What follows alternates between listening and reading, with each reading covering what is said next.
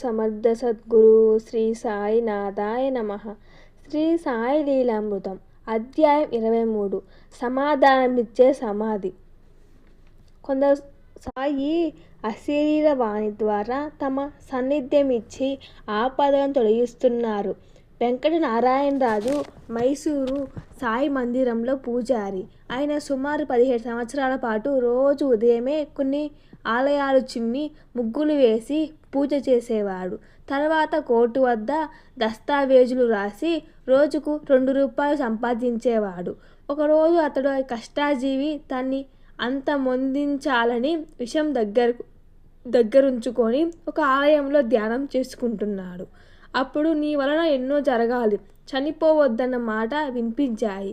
వెంటనే రమణ మహర్షి శరీరంతో దర్శనమిచ్చి పై మాటలు అని అతని చేయి పట్టుకొని గేటు అవతల దించి వెళ్ళిపోయారు. అప్పటి నుండి రాజుగారు వారినే తన గురువు అని తలచాడు. ఆయనే మళ్ళీ ఒక రోజు దర్శనమిచ్చి నీ గురువు నేను కాదు, షిరిడీ సాయిబాబా అని చెప్పి అదృశ్యమయ్యారు. అప్పటి నుండి రాజుగారు సాయి భక్తుడయ్యాడు. శ్రీ సాయి తరచూ వారికి కనిపించి మాట్లాడేవారు. ఎన్నోసార్లు కాకి, కోతి, ఆవుల రూపాలలో వారింటికొస్తే రాజుగారి భార్య గుర్తించక అదిలించేవారట. తర్వాత బాబా అతనితో నేను వస్తే అమ్మ అదిలించింది అనేవారు. రాజుగారు కొంతకాలం ఒక మార్వాడి వద్ద లెక్కలు వ్రాసేవారు. ఒకరోజు బాబా నీవిక కలం పట్టవద్దు, నా సేవ చేసుకో అన్న మదే వస్తుంది అన్నారు. రాజు వెంటనే ఆ పని మానేశాడు. ఒకరోజు వారింట్లో బియ్యం లేవు. నాడు ఆ మార్వాడి భార్యకు బాబా బటన్లో నుంచి వెంటనే రాజుకు బియ్యం పంపించు అని ముమ్మూరు వినిపించి ఆమె వెంటనే బస్తా బియ్యం పంపింది. కానీ రాజుగారు ఇవి తీసుకోమని సాయినాథ్ చెప్పాలి కదా అన్నారు. బాబా తర్వాత అతని అలానే ఆజ్ఞాపించారు. మరొక రోజు అతని భార్య బెంగుళూరు వెళ్ళారు. అలానే ఆజ్ఞాపించారు. మరొక రోజు అతని భార్య రాజుగారు సాయియే తనకన్ని ఏర్పాటు చేస్తున్నారు కదా అని తలచి దక్షిణ నుండి 10 రూపాయలు తీసుకోబోయారు. వెంటనే బాబా చెంప మీద కొట్టి నా డబ్బు తీసుకుంటావట్రా అన్నారు. అతను నివ్వెరబోయి వీధిలోకి వెళ్ళగానే అతని బాల్య స్నేహితుడు కనిపించి బలవంతంగా హోటల్లో భోజనం పెట్టించాడు. తర్వాత ఆ మిత్రుడు ఆ రోజు ఊళ్ళోనే లేడని తెలిసింది. రాజుగారు మైసూరు సాయి బాబా మందిరంలో చాలా కాలం సేవ చేసి ఇటీవలే పరమపదించారు. నెక్స్ట్ ఎఫ్ఎం బంగారా, కొత్త ఢిల్లీ ఇలా రాశాడు. ఫార్మీ సాంప్రదాయకురాలైన నా భార్య బాబాలను నమ్మదు, నేను మాత్రం నమ్ముతాను. 1956 సంవత్సరంలో ఒక సాయిబాబా క్యాలెండర్ మా ఇంట్లో ఉండేది. ఒకరోజు అనాలోచితంగా ఆయనకు నమస్కరించి ఆయన గురించి ఏమి తెలియకుండానే అలా ఎలా చేశావని ఆశ్చర్యపోయాను. ఇల్లు సర్దుతుండగా నా భార్యకు ఆ గది నుండి బిడ్డ నాకు మాల వేయి, మేలు జరుగుతుంది అని వినిపించిందంట. ఆమె వెంటనే ఆ క్యాలెండర్కు మాల వేసింది. అప్పటి నుంచి దానిని పూజిస్తున్నాము. అప్పట్లో మేము ఆర్థిక ఇబ్బందుల్లో ఉన్నాము. ఆమె మా కుటుంబం శ్రేయస్సు కోసం మాకు బాబు పుట్టాలని సాయిని ప్రార్థించింది. ఏడాదిలోగా మాకు బాబు పుట్టాడు. నా జీతం కూడా పెరిగి మంచి బ్యాంక్ ఆఫీసర్గా పేరు వచ్చింది. అలా మేము కోరుకున్నదాలు జరిగేది.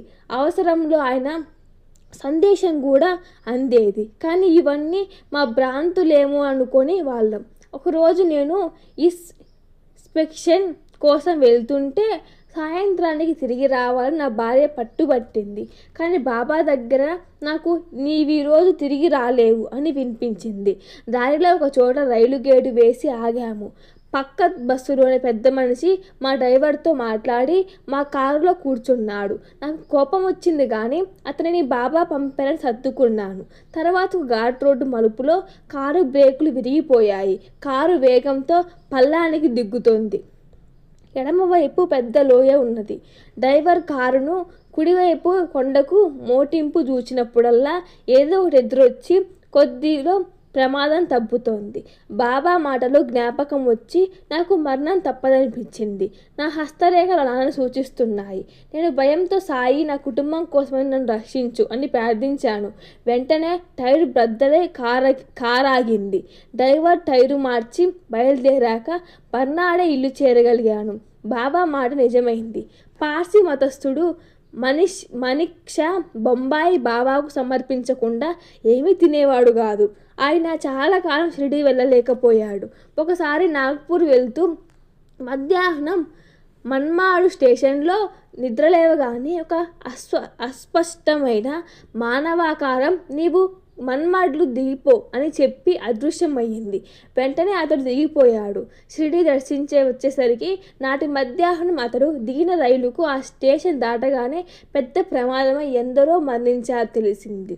అలానే సంతోష్ వ్యాప్ అక్టోబర్ 1980లో షిరిడీ వెళ్తూ రైలులో ఇంజన్ నుండి 3వ బోగీలో కూర్చున్నాడు. దారిలో ఇటార్సీలో అతని హృదయంలో అతడు త్వరగా దిగి చివరి పెట్టెలో ఎక్కాడు. మరి 2 నిమిషాలలో ఆ రైలు గూడ్సును ఢీకొని 3వ బోగీలోని వారు ఎందరో చనిపోయారు. డిఎల్ కాంతారావు గారు కొమరోవోలు గ్రామంలో రెవెన్యూ ఇన్స్పెక్టర్గా పనిచేస్తున్న రోజులవి. ఆ దగ్గరలో ఎక్కడా వైద్య వసతి లేదు. ఒకరోజు వారి భార్యకు ప్రసవం అయ్యాక బయటపడాల్సిన మావి చాలాసేపు పడిపోలేదు.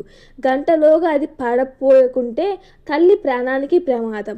ఆమెకు స్పృహ తప్పింది. అయినా పూజ గదిలోకి వెళ్ళి సాయిని ప్రార్థిస్తుండగా బయట సుబ్బమ్మ వచ్చింది అన్న మాటలు వినిపించాయి. ఆమె తన నర్సు. ఆమె వెంటనే లోపలికి వెళ్ళి ఆ బాలింతరాలి పొట్ట నొక్కగానే మావి బయట పడిపోయి ప్రమాదం తప్పించి ఆమె పక్కన పడి ఉన్న బిడ్డను పొర్లించగానే కెవ్వున ఏడ్చాడు. తర్వాత తెలిసింది సుబ్బమ్మ ఆ గ్రామస్తురాలే. విజయవాడలో నర్సుగా పనిచేస్తుంది.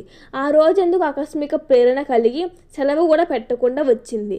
వెంటనే వెళ్ళిపోవాలనుకున్నది. కానీ ఆమె ఇల్లు చేరగానే ఈ సంగతి తెలిసి అక్కడికి వచ్చింది. సాయి అనుగ్రహం ఎవరి ద్వారానైనా మనకు చేరగలదు. ఇంతటితో శ్రీ సాయి లీలామృతం అధ్యాయం 23 పార్ట్ 2 అయిపోయింది. నెక్స్ట్ పార్ట్ 2లో కలుద్దాం. Thank you for watching.